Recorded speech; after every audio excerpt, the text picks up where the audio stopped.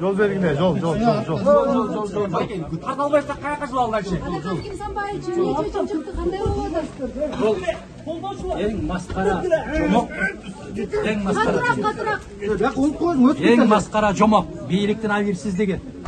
Атакан Мадумартын эмесин карады. Биз жактоочулар биринчи соттук кароодо жанагы, то есть доказательство недопустимым деп признать кеткиле деген сот отказал первой инстанция.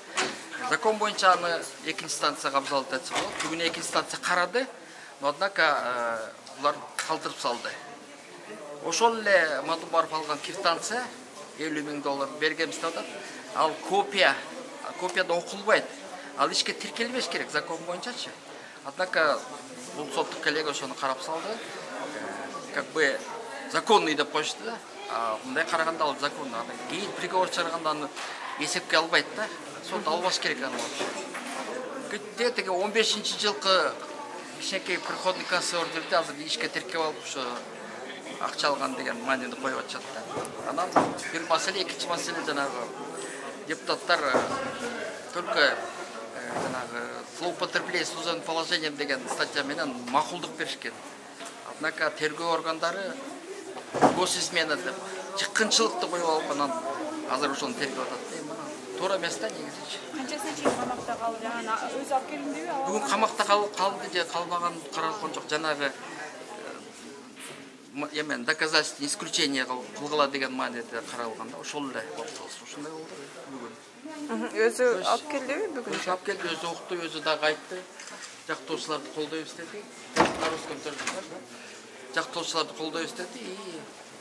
Ошо менен соттук коллегия баары закондуу деп чечип койду. Биз билебиз, законсуз болду. Мыйзамга жатпайт да. Ошол эле депутаттар мыйзамды жазгандан кийин мыйзам аткарылыш керек да. Ошол эле сотко аткарыш керек, ошол эле отурган прокурор аткарыш керек. Мындай аткарылган жок. Мыйзам бузулган бойдон кетип баратат. Анан эмне болуп бүтөт? Биз эми аны айта албайбыз. Азыр кайра Первомайский сутта. Азыр кайра Первомайскийге барат, анан ишти карап баштайт. Анан биз ошол жерден кайра эле көтөрөбүз ошол эле маселени. Тетиги копия ал жарабайт. Ал иште ошол копия менен Мадумаровду силер соттой албайсыңар. Алып келгиле оригиналды. Ким берди, ким алды акчаны? Ошонун баарын далилдеш керек да. Анан здоровьеси өтө начар болуп атат. Себеби дегенде 95ке түшүп кетип атат дейт. Тияка скорыйды, ана больницадан алып барып тияка жаткызып койду, кайра алда туура эмес, ооруп аткан кишини тийбеш керек. Бизде адамдын ден соолугу эң жогору туруш керек да. Эч бир баасыз. Адамдын өмүрү өзү баасыз. А ден соолугу тоже баасыз да. Поэтому аны алып барып кайра жаткызган тоже туура эмес. Мына өткөндө деле силер билесиңер, Кыдыкбаев беле, политологчу. Политолог. Ошо түрмөдөн СИЗОдон каза болуп калбадыбы? Казакбаев. Соолугуна ким жооп берет? Казакбаев. Анан эми ким алат мени? жоопкерчиликти ошо ким камалса, ким тергөөчү, ошол прокурор, ошол соттор жооп берет. Потому что адамдын ден соолугу деген. Сам он сегодня говорил по своей здоровью, жаловался, нет? Айтты бизге 95ке түшүп кетип атат дейт. Скачет дейт давление, өйдө болду болуп. Анан опасно да андай ден соолук менен кармаганга болбойт. Иштин жабык каралышы боюнча эмнелерди айтып атсаңар? Эмне үчүн жабык каралып атат? Эми жабык деген ал секретный деп атат да. Биз деле айттык, ал секретный иш ошон үчүн карап атат. Берине деп коюлуп атпайбы? Эгерде 15-жылы жанагы Чыңгыз деген мырза $5,000, $50,000 берген дейт. Аны көрбөсө, учурашпаса, эгерде ошол бергени чын болсо, мына берген мына жерде турат деп доказать этпейби? Эмне үчүн жабык эшик аркасында кылышат? Биз туугандары ден соолугуна аябай кыжалаттабыз. Урматтуу деп айта берейин. Соттор адилеттүү деп биз силерге кайрылабыз, бирок кайрылган менен майнап чыкпай атса эмне кылышыбыз керек? Биз каяка барышыбыз керек? Ооруп аткан жеринен 10 күнгө лечение алдырбай туруп кайрылып местасына алып барып жаткырып койдуңар. Бул деген итчилик. Могул Иерусалимде болуп аткан жөөттөрдөн да качып кеттиңер го, мыкач болуп калдыңар го. Соттор жооп берет дейт, ден соолугуна кантип жооп берет? Ден соолугу кеткенден кийин кантип жооп берет? Артында балдар ыйлап отурат, туугандар ыйлап отурат. Булардын могу келген элдердин баардыгынын убактылары кетип атат, ден соолуктары кетип атат. Ким жооп берет десе, сот. Кантип жооп берет сот? Жооп берсин.